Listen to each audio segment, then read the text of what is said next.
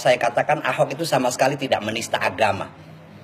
Yang dilakukan atau yang diucapkan Ahok di Kepulauan Seribu itu merupakan kritik terhadap fakta bahwa memang ada orang yang menggunakan ayat-ayat agama untuk menolak kepemimpinan Pak Ahok atau pencalonan Pak Ahok sebagai gubernur Jakarta.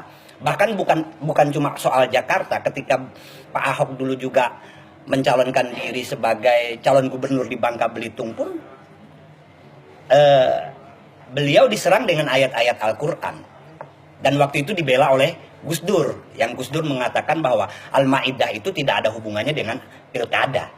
Dan saya serius katakan memang tidak ada hubungannya dengan pilkada.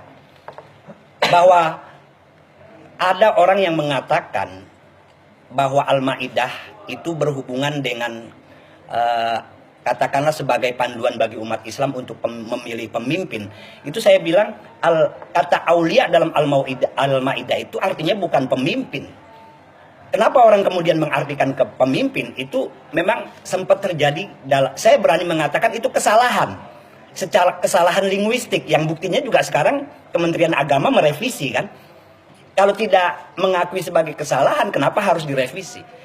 Kita harus jujur, saya sering katakan kepada teman-teman yang kebetulan punya kemampuan mengakses kitab-kitab tafsir, jujurlah pada tafsir-tafsir yang ada. Salah satu sifat Nabi Muhammad itu adalah tabligh.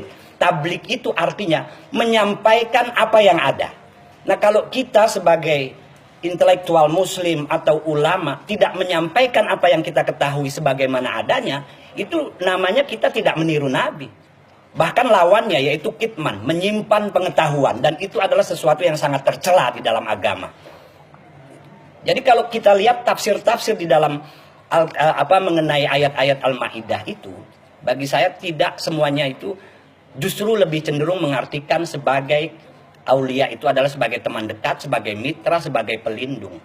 Jadi secara harfiah ayat itu melarang orang Islam berteman dekat, meminta perlindungan kepada orang non-muslim, yang konteksnya ketika itu adalah Yahudi dan Nasrani, dan konteksnya dalam konteks perang, bukan dalam konteks damai.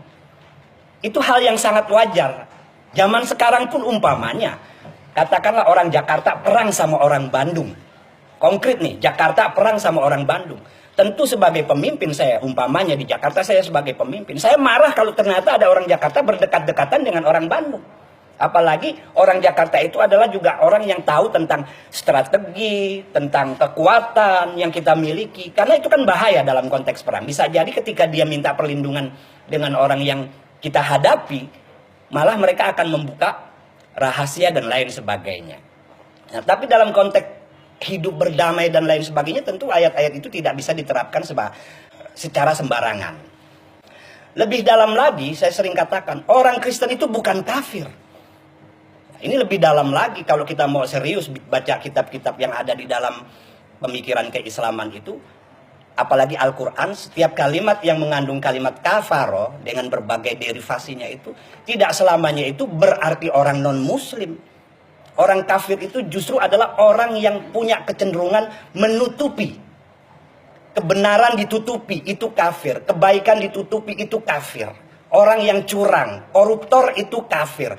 Jadi saya sekali lagi ingin mengatakan bahwa secara ilmiah, kalau bicara secara landasan teologisnya, tidak sama sekali ada kekuatan bagi orang-orang yang menuduh Pak Ahok itu telah menistakan agama atau Al-Quran. Jadi landasan teologisnya itu lemah. Ya mohon maaf, saya juga sering bicara dengan teman-teman, kenapa sih tidak jujur pada pengetahuan kalian yang kalian ketahui itu. Bahwa tafsir-tafsir yang ada itu sama sekali tidak ada yang berbicara bahwa ayat Al-Ma'idah, terutama kalimat aulia itu berarti pemimpin. Bahkan terjemahan Al-Quran dari berbagai bahasa, itu tidak ada yang menerjemahkan kata aulia itu sebagai pemimpin. Karena memang bukan gitu loh. Di negara-negara Arab, pemimpin itu tidak ada yang disebut wali. Aulia itu kan jamak, tunggalnya itu wali. Yang ada itu pemimpin itu disebut rois, imam, zaim, atau khalifah yang memiliki makna-makna filosofis yang berbeda-beda. Rois itu artinya asal katanya itu rosun, kepala. Seorang pemimpin itu kan memang kayak kepala kan. Maka seorang pemimpin di negara Arab sekarang ini ada yang disebut rois, artinya kepala.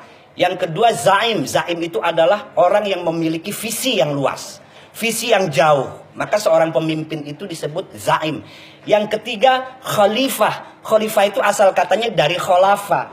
Kholafa itu artinya gantian. Maka yang namanya pemimpin itu harus mau gantian, nggak boleh seumur hidup. Nah, teman-teman nih yang sering bicara tentang khilafah, itu makna khilafah yang hakiki secara linguistik aja mereka nggak paham.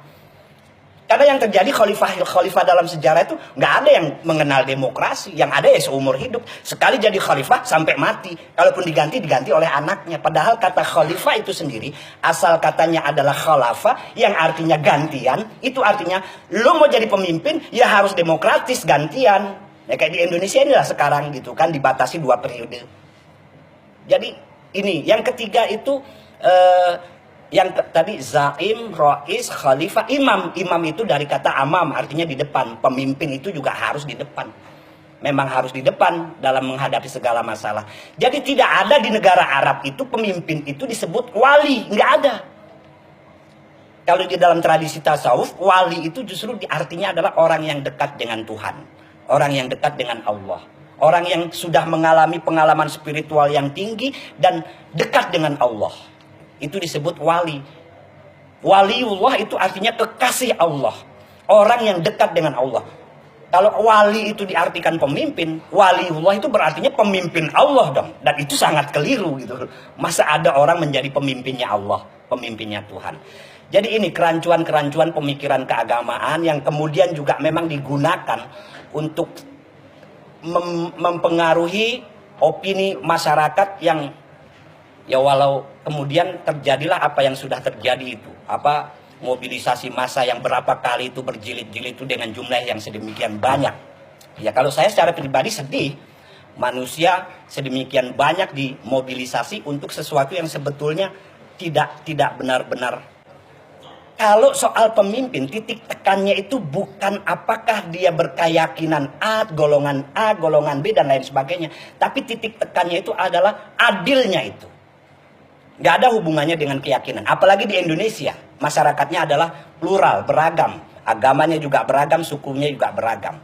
Jadi bahwa di Indonesia ini memang semua penduduknya itu penganut agama, tapi Indonesia ini tidak diatur oleh agama. Diatur oleh Undang-Undang Dasar dan Pancasila itu. Dan itu harus kita perjuangkan. Apalagi di zaman sekarang ini saya lihat memang semakin mengendur ini. Soal nilai-nilai kebangsaan ini.